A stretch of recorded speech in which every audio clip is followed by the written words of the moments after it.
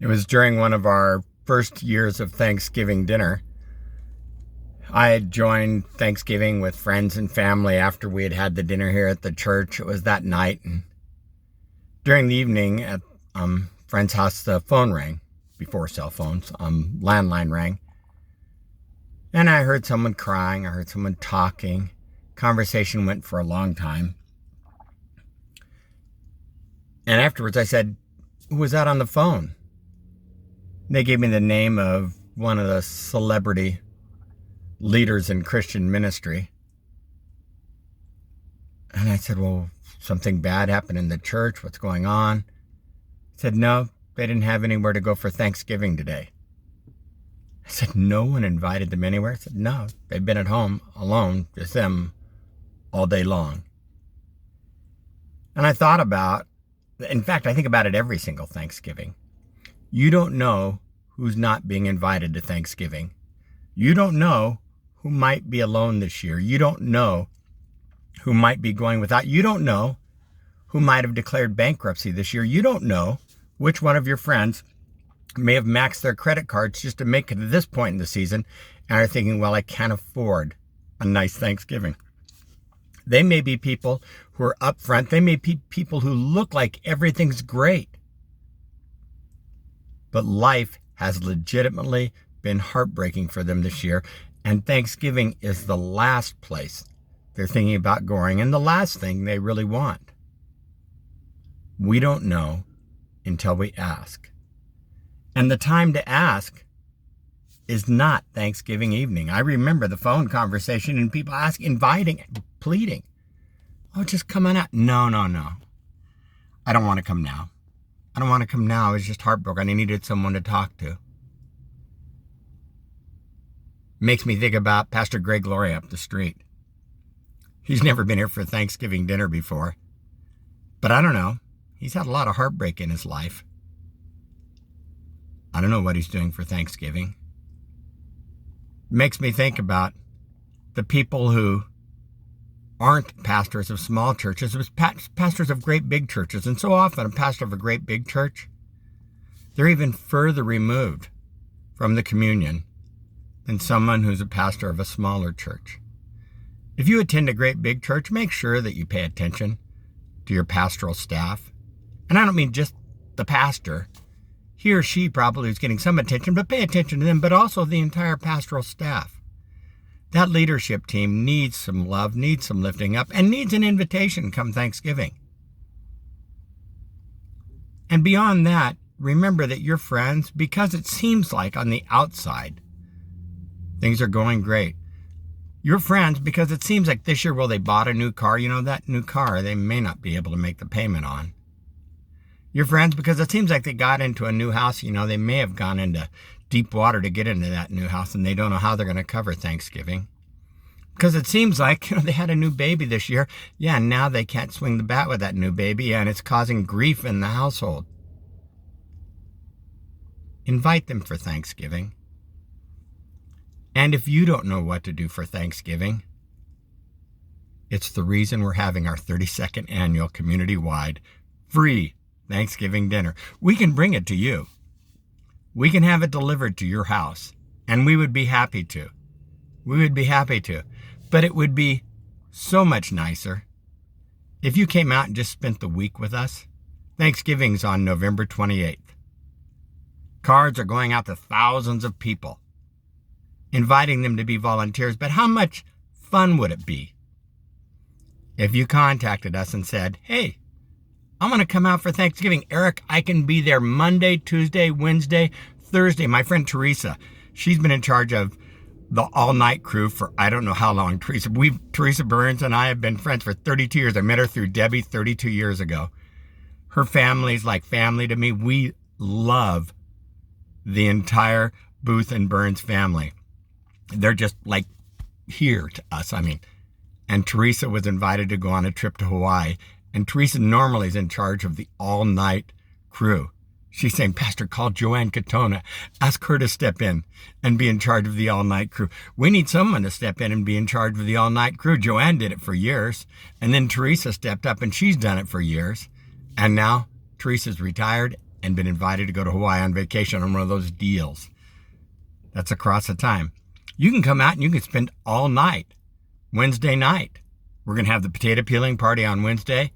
You can stay all night. That's probably one of the most fun crews. That sororities and fraternities come out. They work all night long. Ron and Patty are here. They work all night long. They're just such a fun group that night. You can come out, and I've got a list that Teresa gave me of everything that needs to happen throughout the entire night. You can come out and you can do that.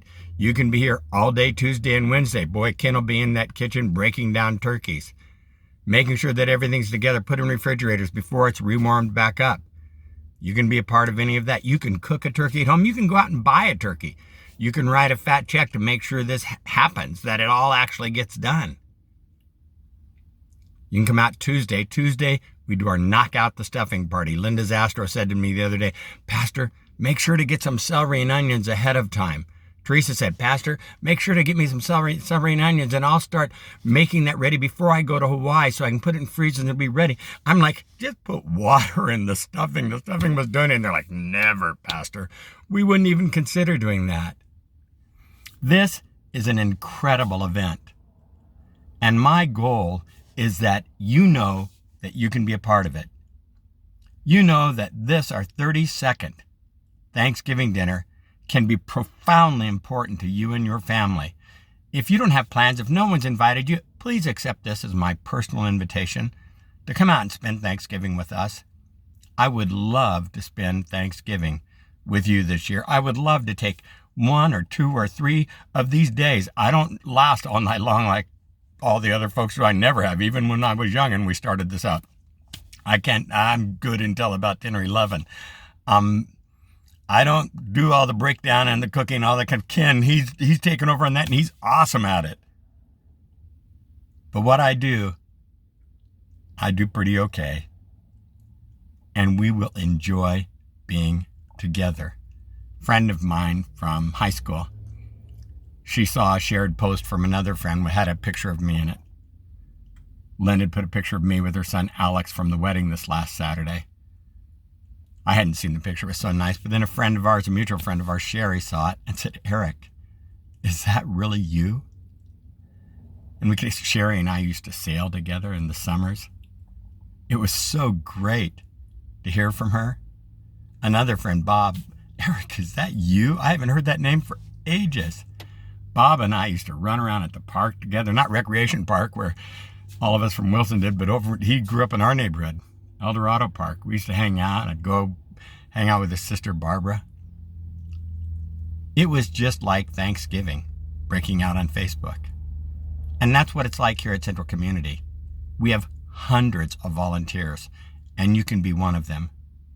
But if you don't want to be a volunteer, if you'd just like to come out for dinner, come out and eat dinner. If you want to be a benefactor, write a fat check, or even better, you know what you could do? You could go to Marie Callender's and say, I want to order 500 pumpkin pies, or even better, Costco, because they're cheaper and they're bigger. But I want to order 500 pumpkin pies, or 250 pumpkin pies and 250 pecan pies, and have them delivered. We'll use them all. And let me know that you're doing that. Go out to a store and buy a whole bunch of turkey and have a truckload of turkey delivered. I got $10 that says Ken has turkey in the ovens right now. Be a part. Be profoundly important in this Thanksgiving. And at the end of the day, be exhausted knowing this week was so full. And enter into the Christmas season with your heart more full than you ever imagined, because you've experienced Thanksgiving. You were not created for mediocrity. You were created to lead a miraculous life. And this invitation that I'm giving you today, this is the invitation to be the miracle. And this reminder of that story from so many years ago when that celebrity leader was alone with their family. It's a reminder that whoever it is that you think, oh, certainly someone's paying attention to them, maybe not. Maybe that old friend of yours is alone this holiday season. Don't let them be. Invite them to be with you. And if not with you, with us. And even better, come out and let's be with all of us together. Let's make this legitimately a time for Thanksgiving. Let's be the miracle. It's what we were created to be, the miracle. Hey, God bless you. I am so excited about the season ahead. I can't wait for the days to come. Starting a brand new message series this weekend, a season of miracles. You're invited. God bless you. Have an absolutely fantastic day.